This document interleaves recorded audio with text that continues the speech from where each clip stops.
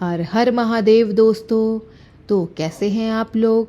आज हम फिर से प्रस्तुत हैं एक नई कहानी के साथ। आज की कहानी का शीर्षक है भगवान शिव की जटाओं में माँ गंगा।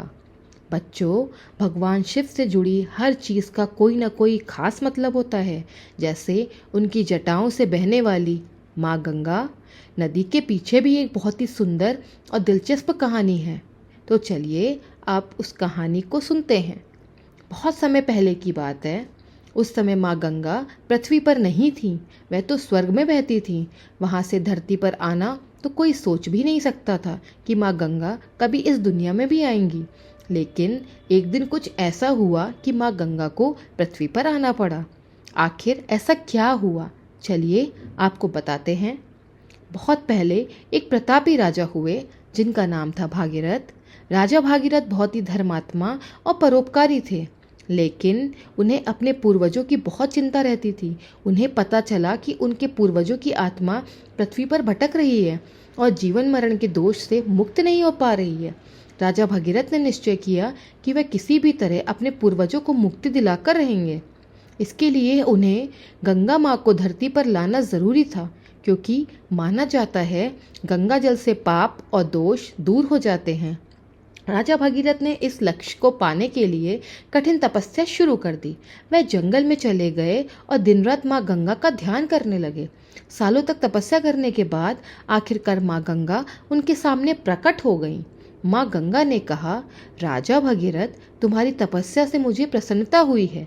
मैं पृथ्वी पर आने को तैयार हूँ, लेकिन तुम्हें एक बात समझनी चाहिए। जब मैं स्वर्ग से गिरूंगी तो मेरी धारा इतनी तेज होगी कि पृथ्वी उसे सहन नहीं कर पाएगी, सब कुछ बह जाएगा। यह सुन के राजा भगीरथ सोच में पड़ गए कि अब क्या करें। तभी माँ गंगा को तो बुलाना है, लेकिन पृथ्वी को भी बचाना है।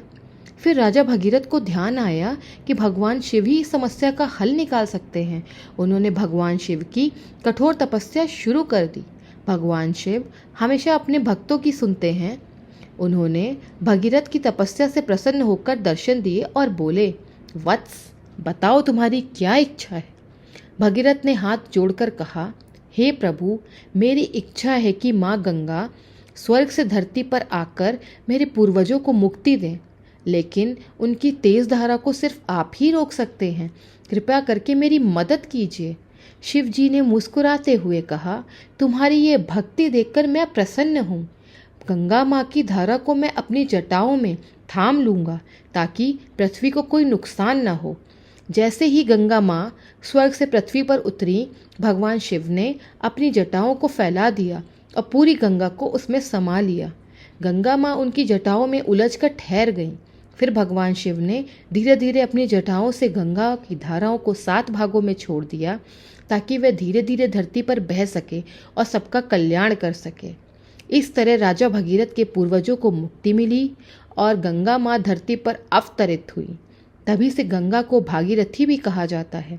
बच्चों, इस कहानी से हमें यह सीख मिलती है कि सच्ची भक्ति और लगन से हर मुश्किल आसान हो जाती है और भगवान अपने भक्तों की हमेशा मदद करते हैं। अगर आपको मेरी कहानी पसंद आई हो तो कहानी को लाइक एंड मेरे चैनल को सब्सक्राइब करिए। फिर मिलते हैं अगली कुछ नई कहानियों के साथ। तब तक के लिए टाटा, बाय बाय।